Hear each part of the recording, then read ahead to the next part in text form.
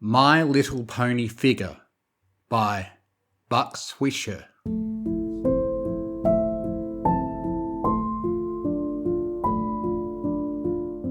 2-0. Hold this, L-man. Come on, dude. Nope, you gotta close up. See you tomorrow. Jay sighed as he watched his co-worker leave. It was 10 PM and wasn't supposed to be his day to close up, but it was now, given he had just smoked 2 games of rock, paper, scissors. It had really been a stupid decision. Deciding to put the most taxing work first, he grabbed a broom from the supply closet and went around the store, sweeping up the crap of the day that had been left on the floor. After sweeping up a large and rather thick dust bunny, he put away the broom and started checking the aisles for loose and damaged products. The dollar store that J. Alexander worked at was fairly small.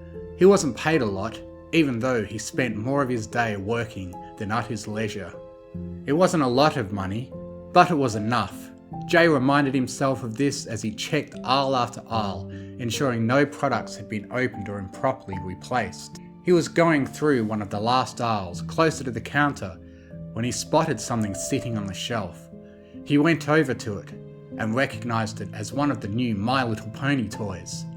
They had been selling surprisingly well recently. This particular toy appeared to be a purple unicorn. It wasn't in any sort of packaging, which puzzled Jay. He wondered how it could have ended up sitting solo on the shelf while every other toy had apparently been sold. Shrugging to himself, he was about to dispose of the toy when a thought struck him. He whipped out his phone and checked his calendar. His friend's little sister had a birthday coming up, and Jay had promised to buy a gift. He had mainly said it to sound like a solid friend, because he wasn't sure he had the money for whatever the hell little kids wanted in 2021. He knew it would be cheesy, but this toy could save him time and money, which was a huge help. If the kid didn't like it, he could play it off. He had only met her once, so he didn't really know her. After a minute or so, Jay made up his mind. "Screw it," he said, pocketing the small pony figure.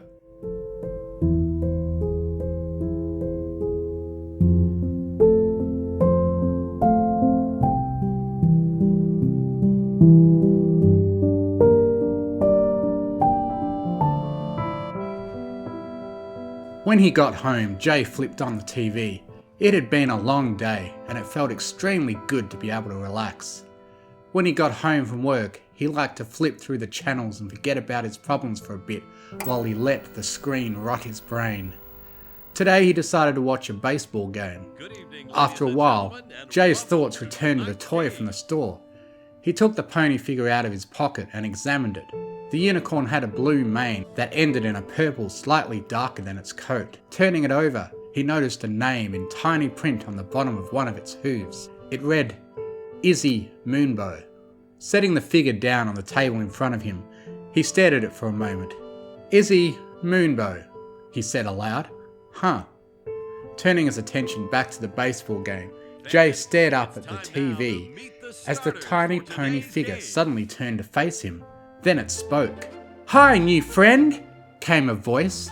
Jay jumped, expecting to see a person standing before him. After a moment or so, he noticed the pony figure on his coffee table, which was now staring up at him. He jumped again. "Jesus," he said, getting up and moving quickly behind the couch. "You can talk?" "Yup," said the tiny pony happily. "What?" Jay could hardly think of anything to say, as if his brain had momentarily frozen. "I'm Izzy," the figure continued. "What's your name?" It pointed a hoof up at him. Jay's brain worked furiously. There was a pony toy on his coffee table, speaking to him. It was alive, and it was talking to him. This was not supposed to be happening. It took a moment for Jay to accept this. He knew he wasn't hallucinating or dreaming, so it had to be real. Calming down, he took a deep breath. "Jay," he said. "My name's Jay." "Hi, Jay," said Izzy happily. "You're not crazy," Jay thought. "This is real. That thing's alive." He couldn't help but wonder if Izzy coming to life had anything to do with him speaking her name. He was pulled from his thoughts as Izzy began to prance around the coffee table, inspecting the items on it. "Oh," she said, staring into the screen of his iPhone. "I can see my face!" Jay couldn't help but laugh. After all the crap he had been through this past week, it felt good to have something to smile about, let alone laugh about. He watched as Izzy continued to comment on all the things surrounding her, wondering what he was going to do with this little pony. My little pony, he thought. How ironic. Out of curiosity, Jay withdrew a marble from his pocket and placed it on the coffee table. "Oh, what's this?" Izzy chirped, attempting to grab it with her tiny hooves. It made Jay smile to watch Izzy chase the marble as it rolled around the table, continuously escaping her grasp. After a while, a question popped into his head. "Izzy, do you have a home?" he asked. At these words, Izzy stopped, her ears drooping slightly, and looked up at Jay. "No," she said. "No pony's ever taken me home before." Ignoring the improper address, Jay thought back to how he had seen her sitting on the shelf alone. Presumably, no one had bothered with her given she wasn't in a package. She had probably been considered unworthy of spending money on by anyone who visited the aisle. Jay felt a sudden rush of sympathy for the pony. Before he could respond, however, Izzy's face lit back up. "This could be my home," she said, looking around. In that moment, Jay only knew one thing to say. "Sure," he replied. "This could be your home." He paused for a moment to think about how crazy he must look, sitting there talking to a miniature horse that was once again prancing around his coffee table, humming to itself. He sighed.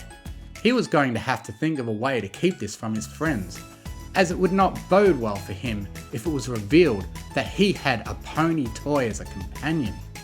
Although he had likely just made the day of the pony standing before him, he had a lot of things on his mind that were beginning to make this moment less enjoyable. It must have shown in his expression because Izzy inquired, "What's wrong?" "Nothing," Jay said idly. "It's just some stuff I have to deal with later." The stuff happened to be the bills he was undoubtedly going to receive, which was stressing him out. He had barely made enough money at the dollar store to keep the lights on and food on the table, and the bills were continuously wearing his bank account thin. He wanted to force a smile to bring Izzy to a new subject, but couldn't bring himself to do it. "Oh, it'll be okay," she said, giving him a sincere smile. "Thanks, Izzy, but it can be hard to deal with certain things." Jay trailed off, unwilling to say the word alone. "You won't be alone," said Izzy, much to Jay's surprise. "You've got me now." Jay could never have explained how a tiny pony on his coffee table had understood the one word he had admitted. It made him feel like he had a true friend, one that he could confide in more than the ones he had at work or outside of it. It wasn't a feeling he could explain. He just knew that he trusted Izzy with everything he told her. "Thanks," Jay said again, giving her a sincere smile, something he had not shed in a long time. The unicorn beamed at him. "Well," Jay concluded, leaning back onto the couch. His heart felt much lighter. "It was nice to talk to you, Izzy. Just wanted you to know that." He glanced back down on the coffee table, and his heart gave a small jolt. Izzy was stationary on the coffee table, nothing but a toy.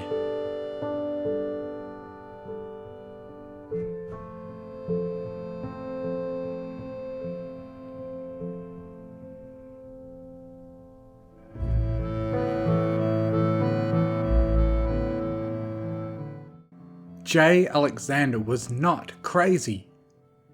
But as he sat there, blinking at the toy that had just been talking to him, he wondered if he really was losing it. In a somewhat desperate attempt to justify his sanity, he searched his memories for the moment when Izzy had first talked. At that moment, he had, in the back of his mind, suspecting that it had had something to do with him saying her name aloud. But what could he have said that ended their conversation? Jay had felt better, more complete, and then he had looked down to see a toy again. He wondered if it was because of this feeling that Izzy had returned to her inanimate state. He had felt like he had nothing more to talk about, like he could just enjoy the rest of his day free of stress. But now that he was alone again, every problem on his mind returning.